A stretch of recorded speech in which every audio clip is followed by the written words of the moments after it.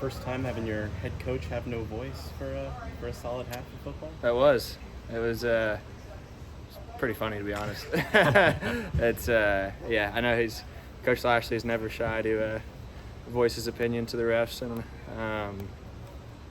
it was just funny, to be honest. So Did it actually change anything for you guys, or was it still pretty easy with the flow of the game, just working with the other coaches? no, it's we didn't miss a beat. I mean, there was one the first time that I noticed it, I was looking, waiting for the play, and we weren't getting a signal, and then I think we had like a TV timeout or something, and that's when we realized that things were gonna have to switch up. But no, it's after that it was smooth sailing. We were good. Do you feel like that was your best game of the year? Kind of I think I'm definitely, as conference play has gone on, as the offense as a whole, we've continued to execute better. I definitely felt really comfortable playing last game. Felt really good about our game plan, and like I said, we were able to execute. We didn't shoot ourselves in the foot, and especially once we get going early, it was easy to just keep building off that early momentum, and it's such a blessing to have the defense that we have, to be able to, if things go wrong on one drive, we'll get the ball back in just a couple of minutes. But as a whole, I feel like we played really well. What's the difference between evaluating your performance during the game as the game's going on and directly after the game versus then actually getting to sit down and see the film and kind of analyze it from that perspective? Yeah, and during the game you really can't do too much evaluation. It's if you get caught up on a missed read or a missed throw in the first quarter, it'd be very easy to, if you get caught up on that, to let it hang and let it dwell on you. So there's really not a ton of evaluation going on during the game, and then obviously after the game is when you really get to break down and dissect, where it could have gone better, and really kind of start to break down what went right and what went wrong. Are there times, though, where maybe in the middle of the game you feel like, man, I missed that throw, or man, that was a really good play, and then see it on film and be like, well, maybe I didn't miss it? Like times where you just maybe notice some differences by just that initial reaction versus film? Absolutely, yeah. There's obviously when you're in the game, the heat of the moment, things are going really fast, and you just try to execute as best as you can. And then obviously there are those times where you may have seen, there's always something that didn't go exactly how it was supposed to. So yeah. Coach just told us that 2 weeks ago during practices, he noticed Jordan Hudson was kind of ready to break out. Didn't really happen this weekend. What have you seen from him in practices? Kind of developed and made it. I don't know if it's been easier to find him, if you guys are more in sync. Like, what do you feel like has led to that? Obviously Jay Hud he's one of the most special dudes we have in our team. Physically, athletically, he might be the most gifted guy we have in our team, and I think the past few weeks with Jay Hud, he's just been unbelievably consistent. He's every single game this year, he's had that big play factor where you have to look out for him.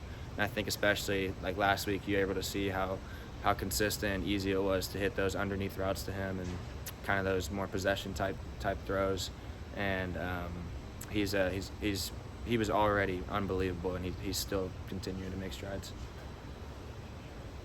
I don't know how much you bought into or paid attention to, but this offense had a ton of expectations coming into the season. Obviously, you getting your chance, the guys coming back, the guys you brought in.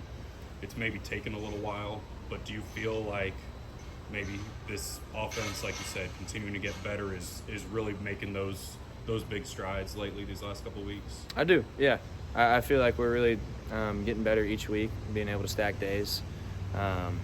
Coach Lashley really challenged us last week before the Temple game just to up our game and to execute how we know that we can execute. And I feel like we did a good job answering the call last game.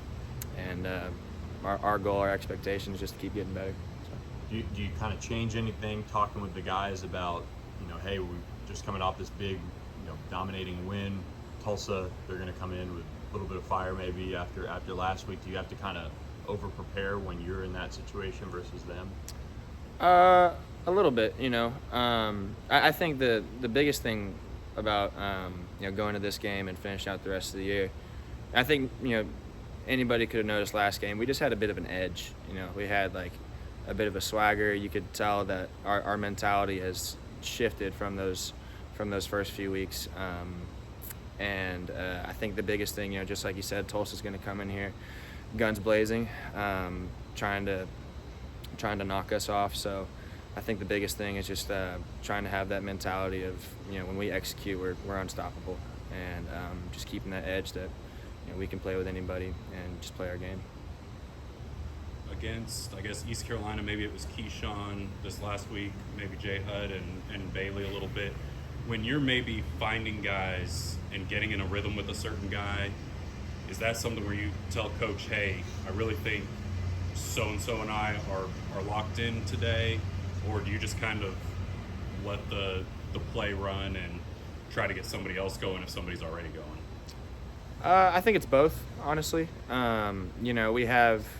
There's definitely points in the game like where you can tell, like you said, against ECU, Keyshawn had a bit of a hot hand. So there's definitely points in the game where if I know I've got a one-on-one with Keyshawn, I'm probably going there, But at the same time, it's also just trusting what the coaches see, trusting the call that they give in. And, whether one guy's having a really good game, we still have 8 other guys that can step up and make crazy plays too. So I think it's a real blessing that we don't have to, someone can get the hot hand, but we don't have to force feed anybody. So.